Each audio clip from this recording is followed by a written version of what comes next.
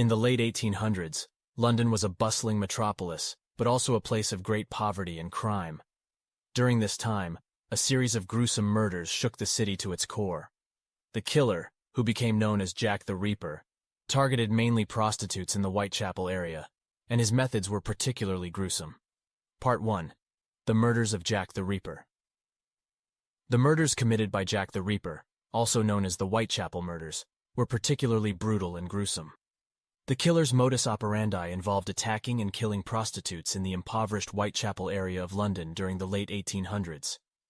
The first murder victim, Mary Ann Nichols, was found dead on August 31, 1888. Her throat had been slashed twice with a sharp instrument, and her abdomen had been mutilated with several deep, jagged cuts. The injuries suggested that the killer had some knowledge of anatomy and surgical techniques.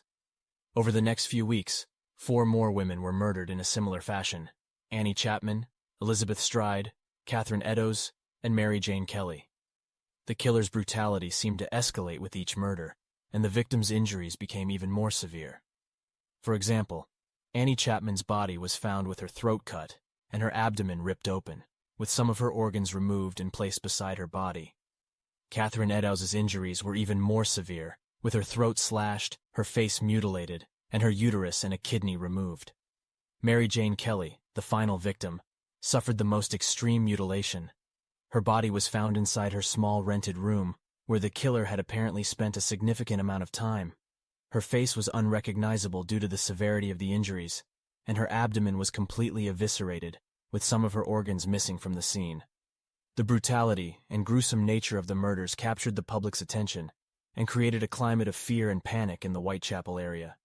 The killer's ability to evade capture and continue to commit these horrific crimes only added to the mystery and intrigue surrounding the case. Part 2.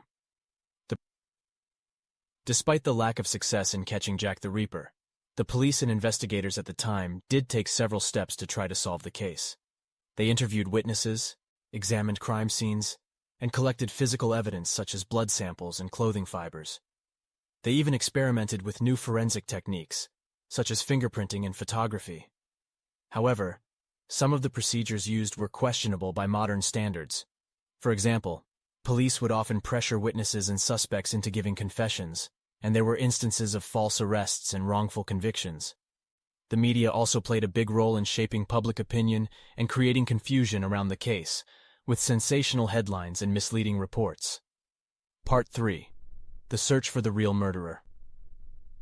Despite numerous theories and suspects over the years, there is still no definitive proof of who Jack the Reaper really was. Some believe that the killer was a doctor or other educated person, due to the precision of the mutilations. Others suggest that the letters and other clues were hoaxes, intended to throw off investigators. One suspect that has been named many times is a man named Aaron Kosminski, a Polish immigrant who was a known prostitute and had a history of mental illness. However, there is no concrete evidence linking him to the crimes. Other theories include the involvement of a secret society, a member of the royal family, or even a supernatural entity. In the end, the case of Jack the Reaper remains one of the most enduring and intriguing mysteries of all time. Despite the efforts of countless investigators and researchers, we may never know the true identity of this elusive killer.